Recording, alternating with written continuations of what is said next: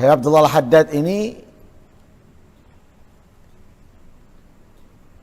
dilahirkan di daerah namanya Subair, salah satu desa mungkin di pinggiran kota Tarim, Hadramaut, pada malam kelima dari bulan Safar. Sudah berlalu dari kita kelahiran Habib Abdullah Haddad. Malam kelima dari bulan Safar tahun 1044 Hijriah. Lah, tanggal atau tahun kelahiran beliau ini dihitung oleh ulama dengan hitungan jumal, itu dengan perkataan asyamsu qad tala'at, matahari benar-benar telah terbit. Biasa ya, para ulama itu dulu menghitung kelahiran atau kematian dengan hitungan jumal. Jumal itu dari hitungan daripada Abajadun Hawas Huti dan yang lain sebagainya. Mungkin kalau kita tahu 110 atau 1030 itu dari hitungan Abajadun Hawas Huti dan seterusnya. Seperti kitab Aqidatul Awam, itu di akhir bait syairnya disebutkan abiyatuha maizun bi adil jumali. Ya. Hitungannya maizun. Maizun itu tanggal atau tahun pembuatan atau meninggal daripada Imam Ahmad Al-Marzuki. Habib Abdullah Haddad ini tanggal kelahirannya atau tahun kelahirannya dihitung dengan jumal asyamsu qad tala'at.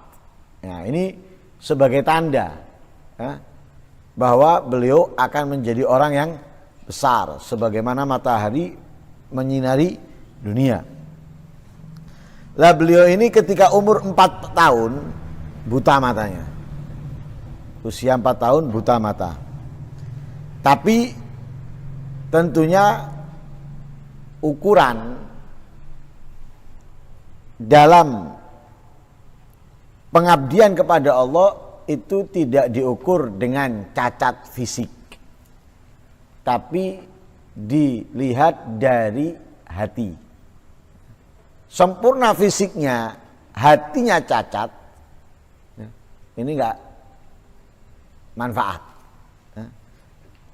Fisiknya tidak sempurna, hatinya sempurna, sangat manfaat. Sangat manfaat, karena yang dipakai itu hati, yang jadi ukuran nilai itu hati, bukan fisik. Nah, sebagaimana hadis yang sering kita dengar, innallaha la yanzuru ila suwarikum wala ila ajsadikum walakin yanzuru ila qulubikum. Allah tidak pernah melihat fisik kalian, mau putih, mau hitam, mau ganteng, mau jelek, mau tinggi, mau pendek, mau kurus, mau gemuk, ini nggak pernah dilihat sama Allah. Tapi Allah melihat apa? Ila qulubikum, hati. Yang dilihat hati. Makanya mereka para aulia, para ulama al-amilun, mereka itu berusaha untuk membersihkan hatinya dari kotoran-kotoran, dari penyakit-penyakitnya. Nah, tentunya membersihkan hati dari kotoran dan penyakitnya ini tidak mudah. Tidak gampang, sangat sulit. Tapi ketika berhasil, dia akan menjadi orang yang menjalani kehidupan dunianya dengan ketenangan, dengan kedamaian. Jadi sudut pandangnya itu tidak sama dengan sudut pandangnya manusia seperti yang disampaikan tadi malam. Ada orang mencaci, ada orang menghina. Kalau sudut pandang kita, bagaimana kita membalasnya? Bagaimana kita menyelakainya? Tapi sudut pandang orang yang hatinya bersih, mereka melihat, alhamdulillah, baik orang itu ngasih pahala ke saya. Perlu saya balas kasih dengan hadiah. Perlu saya balas dengan memberikan hadiah. Makanya Sayyidina Umar itu mengatakan apa? Rahimallahu imra'an ahda ilayya uyubi. Didoakan sama Sayyidina Umar, mudah-mudahan Allah merahmati orang yang menunjukkan kepadaku aibku. bahkan siap membalas dengan kebaikan. Kenapa? Lu enak, dicaci, dihina, dirasani, itu berarti orangnya baik. Kalau kita dikasih uang, dikasih barang, ini ada waktunya. Dikasih uang 100.000, paling sehari 2 hari habis. Dikasih barang, paling 2 minggu, 3 minggu, 1 tahun, 2 tahun, rusak. Tapi ketika kita dikasih pahala, rusak? Enggak. Ada waktunya? Tidak. Selama-lamanya. Loh, berarti sangat baik orang itu. Nah, ini sudut pandang orang yang hatinya bersih. Makanya nilainya, ukurannya itu dari hati. Sekalipun beliau buta, tapi tidak menurunkan semangat untuk menjadi orang yang hebat. Usia 4 tahun, bayangkan, 4 tahun sudah buta. Tapi apakah kemudian jauh dari ketaatan ibadah? Enggak. Bahkan lebih semangat dari orang yang bisa melihat. Lebih semangat dari orangnya. Sehingga ketika kecil beliau terdidik dengan didikan yang sangat luar biasa antara kota Tarim, Hawi, dan Subair. Tentunya dengan pemantauan daripada ayahnya. Sehingga beliau dari kecil, remaja, dewasa ini tidak jauh dari ketaatan dan kebaikan. Dan ini sesuai dengan apa yang disabdakan oleh Rasul SAW. Di antara orang yang akan mendapatkan pertolongan Allah di hari tidak ada pertolongan, yaitu syabun nasya'a fi ta'atillah, seorang pemuda yang perjalanan kehidupannya itu tidak jauh dari ketaatan, tidak jauh dari kebaikan. Lah, beliau ini banyak belajar dari ulama-ulama hebat. Banyak belajar daripada ulama-ulama hebat.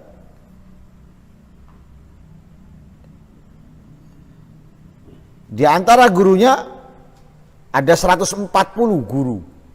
Beliau belajar dari 140 guru. Di antaranya tentunya 2 kakak beradik. Ada ayah dan anak. Ayahnya namanya Abdurrahman bin Syekh Maula Aidid. Dan putranya Abdurrahman yang bernama Syekh bin Abdurrahman.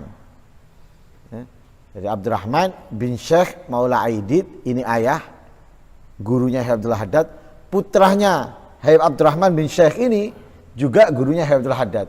Jadi ayahnya gurunya, anaknya juga gurunya Habib Abdul Haddad. Kemudian ada beberapa ulama yang lainnya. Kemudian yang menjadi muridnya lah Habib Abdul Haddad juga banyak. Bahkan mereka menjadi orang yang hebat di zamannya. Di antaranya putranya sendiri, Al-Habib Hasan bin Abdullah bin Alwi Al-Haddad.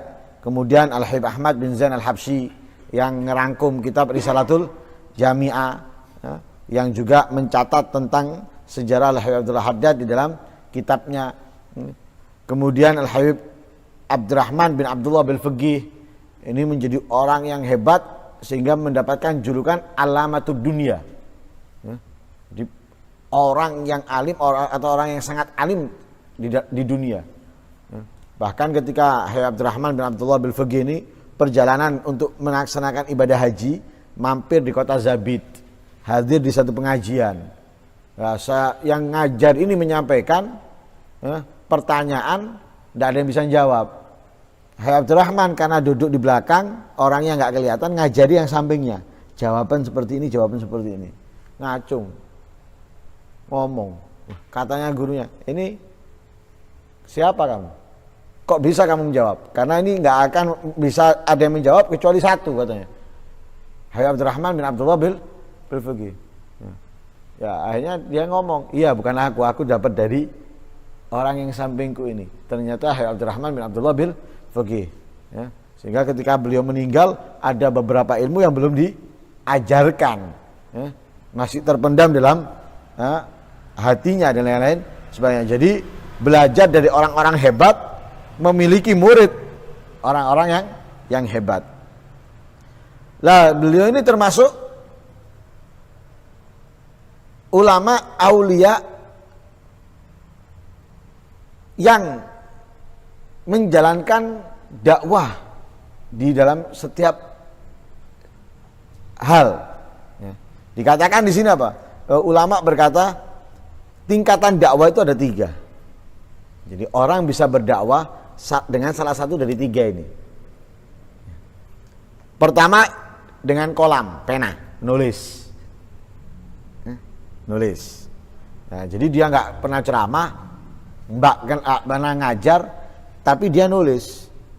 Lah tulisan ini diajarkan, disampaikan. Nah ini dakwah juga. Yang kedua bilfam, mulut. Berarti dia mengajar, dia juga ceramah, dia juga khutbah. Dia juga menasehati. Yang ketiga al-gadam. Apa? Bukan, apa namanya? Gerak-geriknya. Ya. Gerak-geriknya. Ya. Sikapnya, halnya. Ya. Jadi diamnya, jalannya, duduknya. Ya. Nah ini dakwah. Lah, ulama di dalam berdakwah itu hampir tidak ada yang memiliki 3-tiganya. Ada yang hanya punya pena dan lisan, tidak godam. Ada yang dengan godam nggak punya fam, tidak dengan lisan, tidak dengan kolam. Tapi Abdul Haddad 3-tiganya. Ya. Dengan pena, sehingga beliau memiliki karangan yang sangat banyak. Disebutkan di sini ada sekitar 18. Ya, 19. Yang sering kita baca, yang sering kita pakai di pengajian seperti Risalatul Mu'awana, nah, Risalatul Mudzakarah, kemudian Sabilul Iddikar, Nasaihud Diniyah, ada lagi Dakwah Utama, ada Risa Adab Sulukul Murid, ada Idhafus Sa'il, ada Aqidatul Islam dan yang lain sebagainya, termasuk kitab yang akan kita baca. Ya. Kolam, fam juga gitu, dalam diwannya, dalam penyampaiannya, ya. Ketika berada di majelis, ketika ngajar dan lain-lain sebagainya, juga godam, gerak-geriknya, sikapnya, perbuatannya menunjukkan mengajak orang untuk dekat kepada Allah Subhanahu wa taala. Lah beliau ini wafat di sore hari Selasa. Sore hari Selasa, tanggal 7 bulan Dzulqa'dah. Jadi lahir bulan Safar, malam kelima, meninggal sore hari ketiga, hari ketujuh, hari Selasa, bulan Dzulqa'dah, tahun 1132. Berarti kurang lebih umurnya berapa? 1044 kelahirannya, meninggal 1132. 88, ya, 88, dan dimakamkan di Zanbal, ya, kuburan di Tarim. Abdullah Haddad ini memiliki 10 anak, 6 laki-laki, 4 perempuan. 6 laki-laki, 4 perempuan. Yang laki namanya Hasan, Husain, Alwi, Salim, Zain, dan Muhammad. Anaknya Abdullah Haddad yang laki Hasan, Husain, ya, Alwi, Salim, Zain, dan Muhammad. Yang perempuan 4, Aisyah, Salma, Fatimah, Bahiyah. Ya. Aisyah, Salma, ya, Fatimah, dan Bahiyah. Abdullah Haddad ini tidak memiliki satu orang istri, tapi beberapa istri. Nah, tapi tentunya tidak menikah 2 dan 3 karena syahwat, tapi semuanya untuk dakwahnya. Sebagaimana Nabi SAW, Nabi tidak menikah dengan kedua, ketiga daripada istrinya, kecuali tujuannya itu untuk bisa masuk dari gobila ke gobila, ya, sehingga bisa mempersatukan mereka, ya. Dan mereka merasa memiliki Nabi Muhammad sehingga mereka bisa bersatu dan untuk menguatkan Islam. Jadi bukan untuk syahwatnya, tapi ada kepentingan untuk agama Islam. Habib Abdullah Haddad juga gitu, ya. Habib Abdullah Haddad karena beliau ini termasuk salah satu orang yang sangat sempurna di dalam mengikuti Nabi Muhammad, ya. Bahkan beliau mengatakan ma min sunnatin sannaha Rasulullah sallallahu alaihi wasallam illa anni qad arju qad amiltu biha. Katanya beliau tidak ada kesunahan yang disunahkan oleh Rasulullah kecuali aku berharap telah melakukannya, ya, telah mengerjakannya. Lah beliau memiliki 3 saudara. Habib Abdullah Haddad memiliki 3 saudara, Umar, Ali, dan Hamid. Ini saudaranya Habib Abdullah Haddad.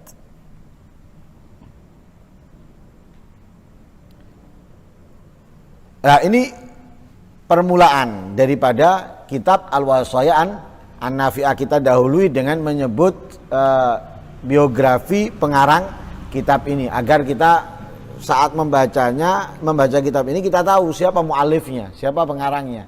Jangan kita membaca kitab tapi nggak tahu mu'alifnya siapa, bagaimana, punya gurunya siapa. Nah ini kita tahu jelas. Wasayaan Nafi'ah ini dikarang oleh Habib Abdullah Haddad. Lah Habib Abdullah Haddad gini orangnya, seperti ini orangnya, keadaannya, ibadahnya dan ketaatannya.